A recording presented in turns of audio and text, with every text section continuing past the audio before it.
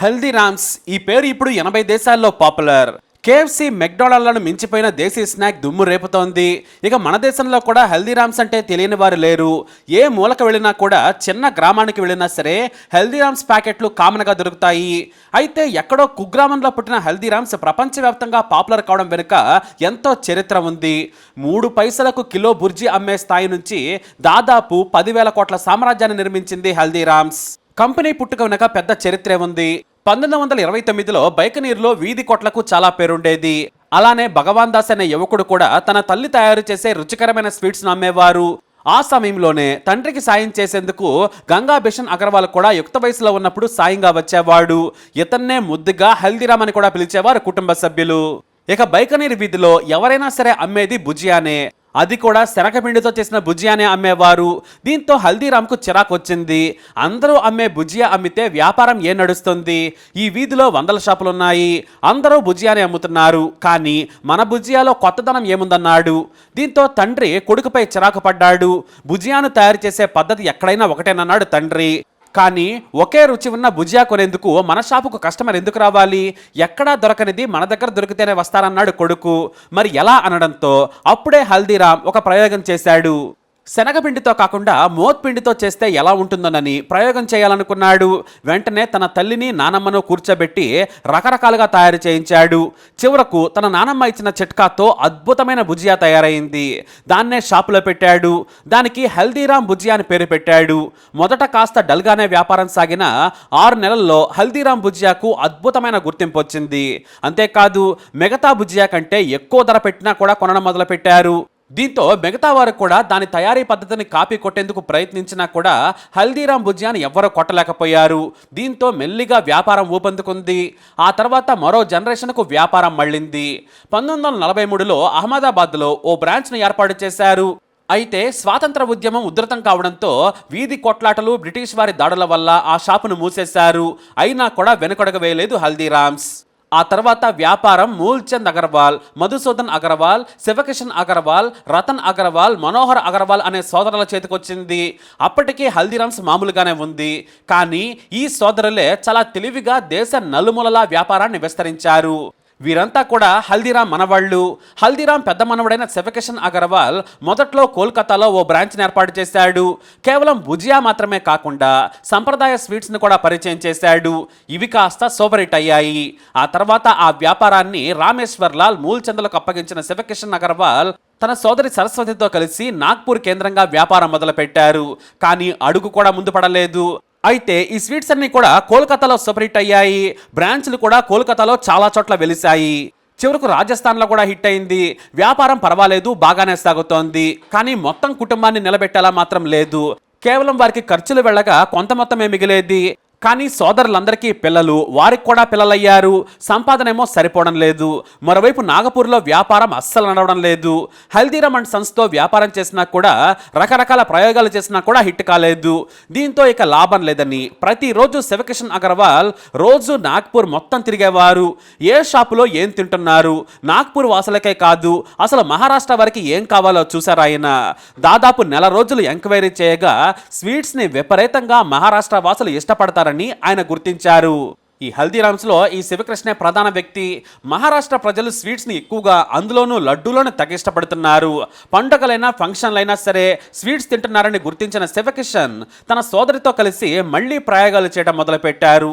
The best స్వీట్స్ను Maharashtra ప్రజలకు అందించాలనుకున్నారు.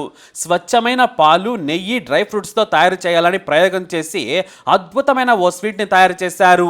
అదే కాజు కట్లీ. ఈ స్వీట్ను మొదట తమ షాపులో పెట్టి ఫ్రీగా టేస్ట్ చేయమని ఇచ్చేవారు. ఎంతైనా మార్వాడీస్ కదా, వ్యాపారాన్ని చాలా తెలివిగా చేశారు. ఆ రోజుల్లోనే కాజు కట్లీ కోసం జనం ఎగబట్టం మొదలుపెట్టారు. ఎంతలా అంటే ఆ డిమాండ్ను శివకిషన్ తట్టుకోలేనంతగా. చివరకు 3 ఎకరాల విస్తీర్ణంలో టెంట్లు వేసి మరీ తయారు చేయించారు ఆయన. ఇదే స్వీట్ను ఢిల్లీ, కోల్కతా, రాజస్థాన్, ముంబైలకు పరిచయం చేశారు. అంతా కూడా సూపర్ హిట్ అయింది. వ్యాపారం లక్షల నుంచి కోట్లకు చేరుకుంది. అంతేకాదు, ఈ స్వీట్ సక్సెస్ కాగానే మరోసారి రీసెర్చ్ చేశారు ఆయన. అసలు మహారాష్ట్ర ప్రజలకు ఎలాంటి స్నాక్ కావాలి అని తీవ్రమైన పరిశోధన చేశారు. గ్రామాలు, పట్టణాలకు వెళ్లి రీసెర్చ్ చేశారు. అప్పుడే చాలా మంది దక్షిణ భారతదేశం వారు ఇష్టపడే ఇడ్లీ, దోశలు, పకోడీనే కాదు హైదరాబాద్లో సైతం పేరున్న సమోసాలు బాగా ఇష్టపడతారని గ్రహించారు ఆయన. అలాగే స్వీట్స్ కూడా ఇక్కడ చాలా తక్కువ రకాలు అందుబాటులో ఉండడంతో తన సోదరితో కలిసి 20 రకాల కొత్త స్వీట్స్ ను పరిచయం చేశారు. మరోవైపు స్నాక్స్ బిజినెస్ కు మంచి భవిష్యత్తు ఉందని గ్రహించారు శివకిషన్. దీంతో ఒక రెస్టారెంట్ ని ఏర్పాటు చేశారు.